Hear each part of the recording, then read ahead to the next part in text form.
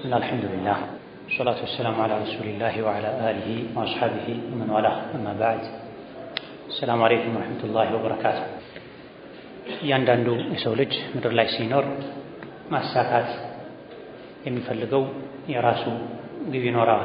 ሙእምን ታላቅ ግቡ ከጀሃነም ድኖ ጀነት መግባት ነው። ከአላህ ቁጣ ድኖ የአላህን ውዴታ ማግኘት ነው። አስተዋይና ብልህ የሆነ ሰው በሙሉ የሚለፋለት የሚጥርለት ቀን ከሌሊት ሳይሰላች የሚደክምለት ዓላማና ግብ ቢኖር ይሄ ነው።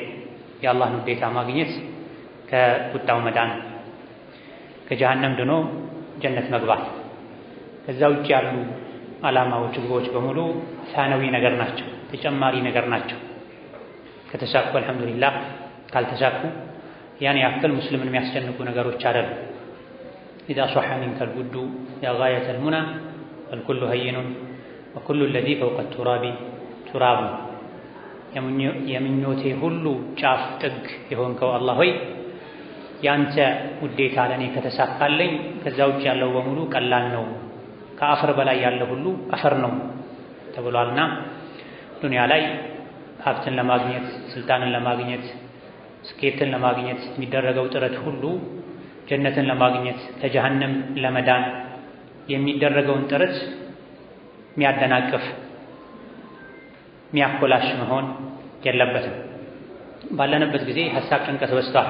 አብዛኛው ሰው የሚጨነቀው ለዕለት ዳቦ ሆኗል፣ ለእንጀራው ሆኗል፣ ለዘይት፣ ለስኳር፣ ለቤት ኪራይ ሆኗል። እነዚህ ነገሮች እኛ ብንጨነቅም ባንጨነቅም ተከትበው ያለቁ ነገር ናቸው። ለሰበብ ያክል መጣሩ ባይከፋም ነገር ግን ሙእምን የሆነ ሰው ትልቁን ጭንቀቱን ዳቦና እንጀራ፣ ልብስና መኪና ማድረግ የለበትም። እነዚህ ቢገኙም ባይገኙም ህይወት ትቀጥላለች። ከባዱ ጉዳይ እንዴት ነው ዱንያ ላይ ከአላህ እርግማን የምድነው፣ ከአላህ ቁጣ የምድነው? እንዴት ነው ነገ ከሞት በኋላ ባለው ህይወት እድለኛና ደስተኛ የምሆነው የሚል ጥያቄና ጭንቀት ነው ውስጣችን ላይ ሊኖር የሚገባ። ወመን ዙሕዚሐ ዐኒ ናሪ ወኡድኺለ አልጀነተ ፈቀድ ፋዝ ወመል ሐያቱ ዱንያ ኢላ መታዑል ጉሩር። ሰዎች ህይወታቸው ላይ ደስተኛ ነኝ የሚሉት ዱንያዊ የሚባሉ መሰረታዊ ነገሮች ተሟልተውልኛል ሲሉ ነው። ጤናዬ ጥሩ ነው፣ ጥሩ የሚባል ደሞዝ አለኝ፣ ወይም ደግሞ የራሴ ድርጅት አለኝ ትርፋማ የሆነ ጥሩ የተማሩ ልጆች አሉኝ ወዘተ ብለው ዘርዝረው አልሐምዱሊላህ በህይወቴ ደስተኛ ነኝ፣ በህይወቴ ስኬታማ ነኝ ይላሉ። ይህ ሙስሊሙም ካፍሩም የተማረውም ያልተማረውም ሊያገኘው የሚችል ስኬት ነው። ትልቁ ስኬት የኢማንን፣ አላህን የማወቅን፣ አላህን የመፍራትን፣ ነቢይን ዓለይሂ ሰላቱ ወሰላም የመከተልን፣ ዱንያ ላይ አላህን የሚፈሩ ሰዎችን መንገድ የመከተል ምልክቶችን ማየት ነው። ኢዛ ሙስሊም ሙእምን በህይወት ዘመኑ ከአላህ ቁጣ ድኜ ጀነት የምገባባቸው ነገሮች ምንድናቸው ብሎ ራሱን ሊጠይቅ ይገባል። ነቢዩ ዓለይሂ ሰላቱ ወሰላም በሁሉም ነገር አርአያችን ናቸው። አላሁመ ኢኒ አዑዙ ቢሪዳከ ሚን ሰኸጢክ ወቢከ ሚንከ ይሉ ነበር። አላህ ሆይ በረሕመትህ፣ በእዝነትህ፣ በምህረትህ እጠበቃለሁኝ ካንተ ቁጣ ይሉ ነበር። በተለያየ መልኩ ከቁጣው እንዲያድናቸው አላህን ይማጸኑ ነበር። አንተ ካልተቆጣኸኝ ሌላው ቀላል ነው ይሉ ነበር። አንተ ካልተቆጣኸኝ ሌላው ቀላል ነው ይሉ ነበር። ይቅር በለኝ ማረኝ።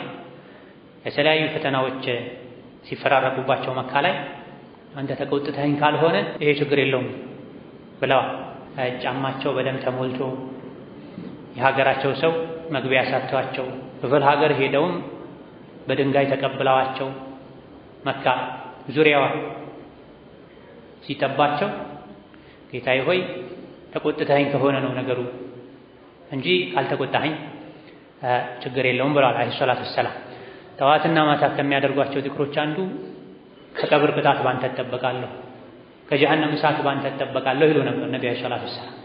የሰው ልጆች ምርጥ፣ የሰው ልጆች ሁሉ አለቃ፣ ጀነትን አንድ ብለው አንኳክተው የሚያስከፍቱት ሰው ሲመሽ ሲነጋ ከቀብር ቅጣት ጠብቀኝ፣ ከጀሃነም እሳት ጠብቀኝ፣ አድነኝ፣ አስአሉከ ሪዳከ ወልጀነህ ወአዑዙ ቢከ ሚን ሰኸጢከ ወናር፣ ውዴታህንና ጀነትን እጠይቅሃለሁ፣ ከቁጣህና ከጀሃነም ባንተ እጠበቃለሁ ይሉ ነበር። ስለዚህ እያንዳንዱ አማኝ የነቢይን ዓለይሂ ሰላቱ ወሰላም መንገድ በመከተል እሳቸውን በመምሰል ከጀሃነም የሚድንበትን ጀነት የሚገባበትን መንገድ ሊያውቅ። ማወቁ ብቻ አይጠቅምም። ባለንበት ጊዜ የእውቀት ችግርና እጥረት አይደለም ያለው፣ የተግባር የጽናት እጥረትና ችግር ነው ያለው። እውቀቱ ከዛም ከዚህም እየመጣ ነው። መስመሩን ስርዓቱን የጠበቀ ባይሆንም